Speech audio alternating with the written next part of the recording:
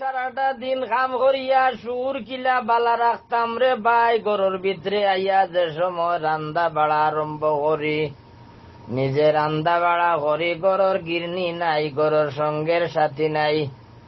আর ও ভাই সাব হল, তোমরা তো বাংলাদেশও আছো রে ভাই হল, আস্তা দিন গুরু আড্ডা দিরায়, বন্ধু বান্ধব রে লইয়া বেড়াইরা রাইত হইলে ঘর গিয়া খেউর বউ আসন, খেউর মা আসন, খেউর বইন আসন, সব রান্দা রেডি রাখরা।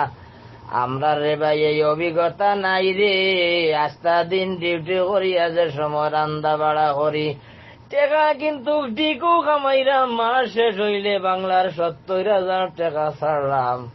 কিন্তু রে ভাইয়ান যে বাংলাদেশের যে মা বাপ ভাই বিরাট আত্মীয়নার যে সুখ শান্তিটা মিলে রে, এই টেকার মাঝে কিন্তু এই শান্তিটা পাওয়া যায় না।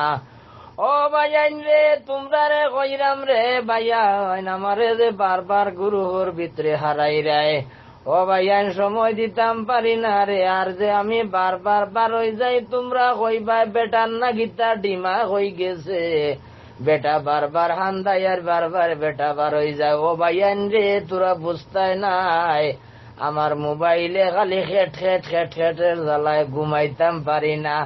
ও ভাই যাব হল, তোমরা রে বারবার কইরাম রে ভাই হল, তোমরা রে যে সময় আমি হাঞ্জা হয়ে গেব, আমি বার হয়ে যাইমু, পরের দিন যেমন 1 ঘন্টা 1.5 ঘন্টার লাগে আমারে হারাওতে আমি সময় দিমু রে ভাইয়াই। কিন্তু রে ভাইয়ান আমার ইলা চালাইয়া মারিও না রে। ও ভাইয়ান, একতো নাই রে গর রান্না মানুষ, একতো নাই রে কেউ সাহায্য করা মানুষ, এই কারণটার জ্বালায় কোনো কানো কইতেও ভালো লাগে না।